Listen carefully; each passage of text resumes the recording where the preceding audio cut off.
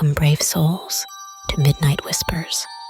Traverse this realm at your own peril. For within these tales lurk horrors most foul. Tonight's tale may twist the very fabric of your sanity. And a word to the wise, this narrative paints pictures of terror not meant for every eye or ear. Venture ahead if you dare, but remember, you have been warned. I remember the first day I saw Maria under the shade of an old oak tree on the college quad. She was in a heated debate with some philosophy majors, her words slicing through their circular arguments like a scalpel. Her passion was riveting, and when our eyes met, it felt like a scene from a movie where the protagonist finds his muse amidst a sea of faces. She threw her head back and laughed, and it felt like that laugh was just for me. "Are you just going to stare? Or do you plan on joining the fray?" she teased, after the crowd had dispersed. Her eyes were a challenge. I was just wondering how someone decides to drop a truth bomb and then walk away like a mic drop, I replied, trying to sound more confident than I felt. She smirked. "Sometimes you have to shake the tree to see what falls out." We walked to the nearby coffee shop, talking about everything and nothing. It was effortless, as if we had been friends for years rather than minutes. As we parted ways, she scribbled her number on a napkin, saying, "Text me, or I'll assume you were just dazzled by my debate skills." That night, as I lay in my dorm room, I texted her, not fully believing someone like her would even remember me. But she replied instantly, and soon, our messages became the last thing I read at night and the first thing I looked for in the morning. In those early days, I would have laughed if someone told me this bright beginning was the start of my descent into a twilight zone of doubt and fear. How could I have known that the dead hand of the past was reaching for me, even as I reached out for Maria? As our relationship blossomed, I found that Maria and I shared more than just chemistry. We shared a heritage.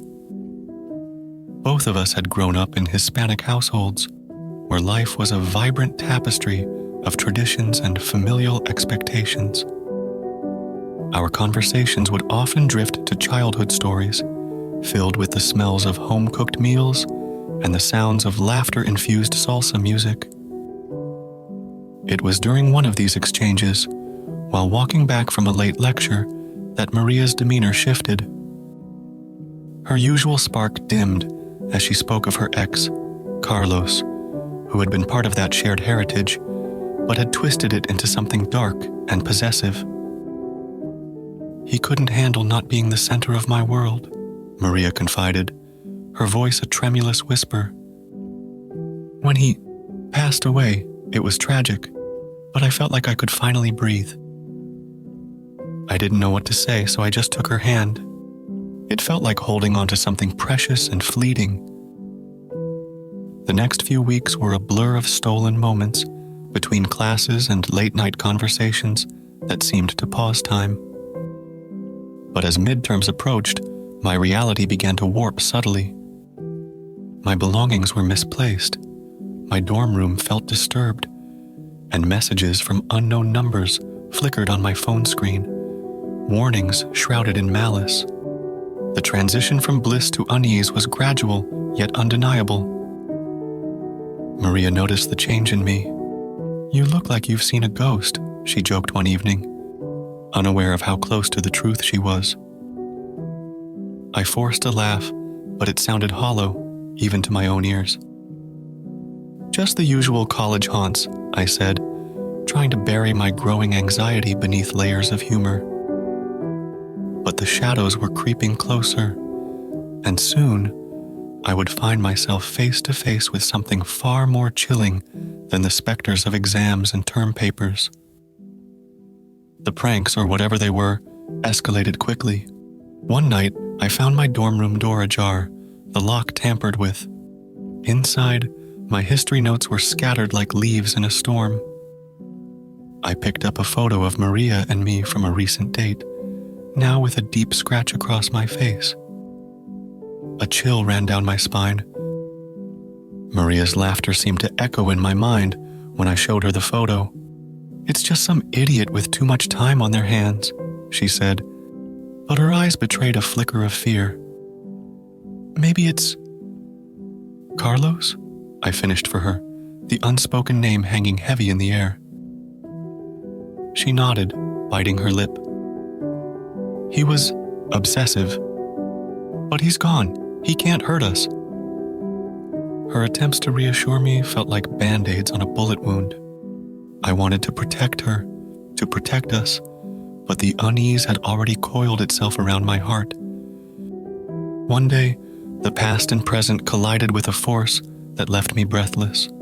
Returning from class, I found an old soccer trophy of Carlos's on my bed. Maria paled when I told her, her voice barely a whisper. "That's his, from when we were together." But it was buried with him. The trophy felt like a message, a declaration that something was very wrong. The dead don't reach out, I told myself. Yet the evidence was there, cold and undeniable in my hands. Our shared heritage, once a source of connection, now felt like a shared curse, a history that refused to stay buried. I began to see shadows move in the corner of my vision, to hear whispers in the silence of the night. Each time I felt the presence of someone unseen, my thoughts would spiral. Was I losing my mind? Or was Carlos reaching out from beyond the grave, staking his claim on Maria through me? The sleepless nights took their toll, and when sleep did come, it was a battleground. I started experiencing sleep paralysis, a terrifying state where I lay trapped between wakefulness and nightmares, unable to move. Maria held me through those dark hours, whispering that in our culture, such experiences were often seen as the dead trying to reach through the veil, sometimes even to possess the living. She took me to her family's old church, a small building where the scent of incense hung heavy in the air. The priest, Father Lopez, listened intently as we recounted the events that had been tormenting us. His face was a mask of concern, etched with deep lines of understanding. "This is no ordinary haunting," he said, his voice low. "The dead hold onto the living when there is unfinished business, when there is a refusal to let go." "But Carlos is dead," I said, frustration lacing my words. "How can we finish business with someone who isn't here?" Father Lopez gave us a small, sad smile. "The soul can get caught in a loop, replaying its pain. We need to find a way to break that cycle, to help him and you find peace." He gave us instructions for a ritual, something ancient and solemn, to cleanse the connection between Carlos and Maria, to sever the tie that was allowing his presence to seep into our lives. As we left the church, Maria gripped my hand tightly, her determination a tangible thing. The night of the ritual was a mosaic of candlelight and whispered prayers. Maria's voice was steady, even as the room seemed to warp around us, the shadows stretching towards the flickering flames. I clutched the crucifix Father Lopez had given us, feeling its cold weight in my palm. Suddenly, the air was thick with the scent of wet earth, and the candles sputtered as if strangled by an unseen force. I could see my breath in the air, and a frost began to spread across the windows. Maria's eyes met mine, fierce and unflinching, as she continued the incantations. Then, in the stillness, a figure appeared, Carlos, or the memory of him, his image blurry as if underwater. The room fell silent. The only sound was our ragged breathing. "You can't have her," I found myself saying, the words scraping my throat raw. "She was never yours to keep." The figure of Carlos seemed to consider this, his eyes pools of unresolved anger and pain. Then, as if a dam had broken, he let out a scream that was both a wail of defeat and a roar of release. The candles flared back to life, and the room brightened as if dawn had broken inside those four walls. The figure dissipated, leaving behind a feeling of emptiness, like a house long abandoned. We slumped to the floor, the crucifix between us, a silent sentinel. In the days that followed, the air cleared, the weight of oppression lifted. My things stayed where I put them. The messages ceased, and the whispers were silenced. Sleep came easier, and when it did, it was deep and undisturbed. Maria and I moved on, the memory of Carlos fading into a grim chapter of our past. We sometimes speak of those days, but only in daylight, and always with a reverence for the power that beliefs and love can wield over the shadows. The ordeal brought us closer, our bond tempered like steel in the fire of our shared trial. We learned that sometimes love isn't just a feeling, it's a force, a will to fight through the darkest nights and face the ghosts of the past, together.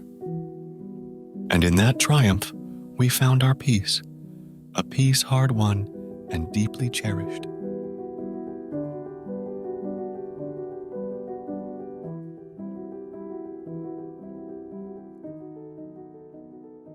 And so, another tale from the depths of night concludes. But remember, dear listeners, in the realm of midnight whispers, the echoes of our stories never truly fade. If tonight's tale left you hungering for more, explore our anthology of horrors.